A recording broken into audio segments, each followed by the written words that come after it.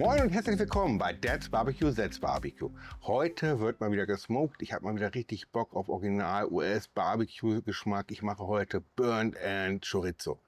Das geht wesentlich schneller, als wenn man jetzt so ein Brisket erst macht und dann daraus dann endlich Burnt Ends macht. Das dauert unwahrscheinlich lange. Da kann man einen Tag für einrichten. Chorizos sind im Prinzip schon fertig, müssen nur warm gemacht werden. Es gibt natürlich auch mit anderen Würstchen. Ich habe hier noch Mettenten. Wichtig ist, man hat einen ordentlichen Fettanteil, damit das dann beim Burnt End nachher schön richtig schmilzt alles und dann richtig schön karamellisiert mit dem Zucker später. Und dann hat man so richtig geile, saftige Bites, die richtig lecker schmecken.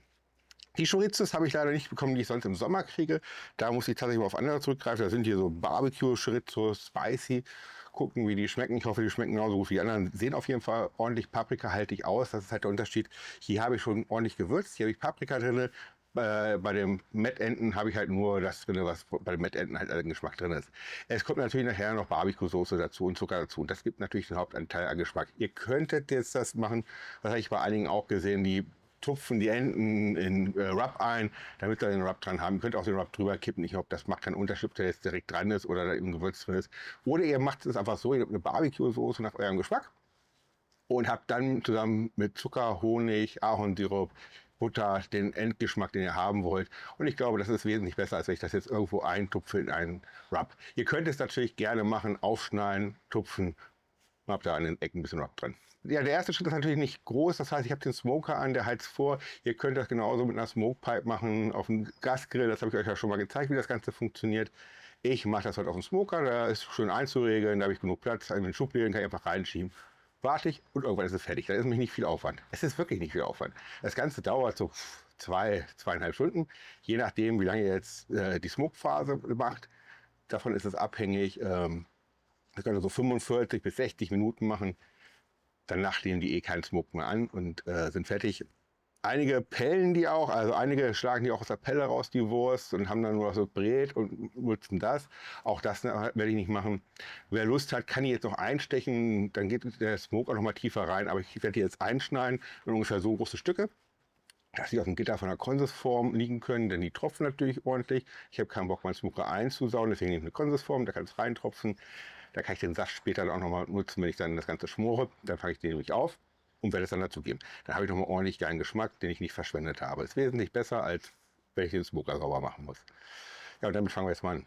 Erstmal die Würstchen vorbereiten und dann geht schon in den Smoker. So. Und dann nehmen wir uns das Gitter als Vorlage. Dann wisst ihr mich ungefähr, die soll ja so ein bisschen drauf liegen. Das heißt, ein bisschen breiter als diese Zwischenräume sein. Und dann teilen wir sie einfach durch 3 durch. Das ist, glaube ich, ganz gut.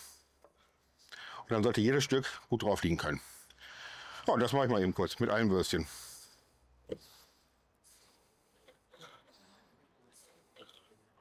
So, damit die Chorizos ein bisschen kleiner sind, werde ich die nur halbieren.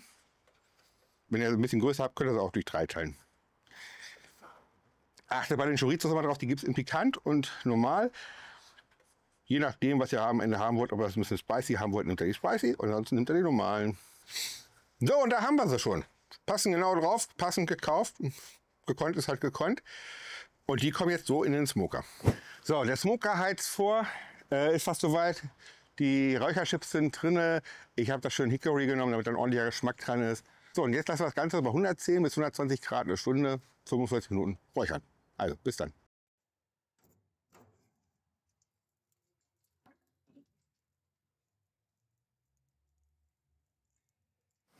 So, Stunde ist um und da sind sie. Und ihr seht, ich habe ordentlich was aufgefangen von dem Saft. Gut, dass ich das gemacht habe mit der Konsisform. So muss ich jetzt meinen Smoker nicht sauber machen.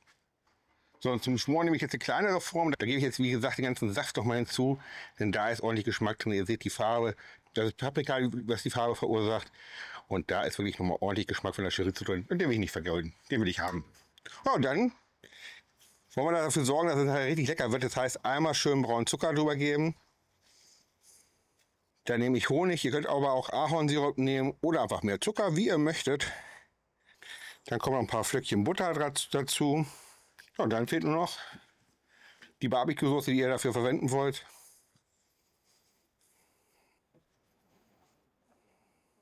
Dann umrühren, damit überall was hinkommt. Und sobald das anfängt zu blubbern, wird sich das verteilen.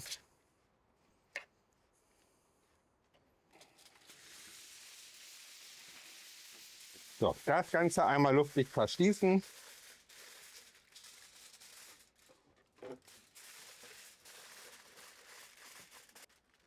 Und dann geht es wieder ab in den Smoker. Ja, und im Smoker ist es jetzt. Und zwar bei 150 bis 160 Grad, damit es schön schmoren kann. Und da bleibt das jetzt nochmal 30 bis 40 Minuten. Wichtig ist, dass luftdicht verschlossen ist. Wir wollen ja wirklich richtig schön schmoren können. Ja, und dann heißt es wieder ein bisschen warten, aber es geht gleich weiter. So, dann ist auch die Zeit um. Es waren jetzt so 35 Minuten, wo ich es drin lassen habe, 40 Minuten. Ich habe nicht so genau auf die Uhr geguckt. Jetzt kommen wir dazu, wir wollen es ja noch ein bisschen karamellisieren. Und ihr seht, es ist schön aufgegangen. Ne, schön. Das heißt, einmal rausholen.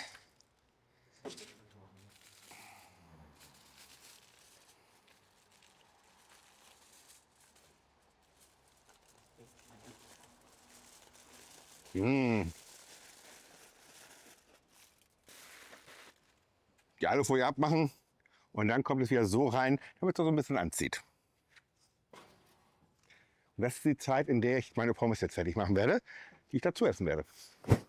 Und da sind sie. Schön geschmort im eigenen Saft. Noch mal ein bisschen karamellisieren lassen. Lecker. Ja, und dann darf ich endlich probieren. Also 2 Stunden für ein leckeres amerikanisches Barbecue, das dauert normalerweise wesentlich länger. Aber mit dem Würstchen geht das recht schnell. Jetzt wollen wir mal gucken, ob das auch was geworden ist in der kurzen Zeit. Es sieht so ein bisschen Fäden, es ist geil karamellisiert und es sieht wirklich gut aus. Duften tun sie auch richtig gut, die Chorizos. Wir haben schön Raucharoma gekriegt und jetzt mal gucken, ob Rauch und Süße der Chorizo gut tut.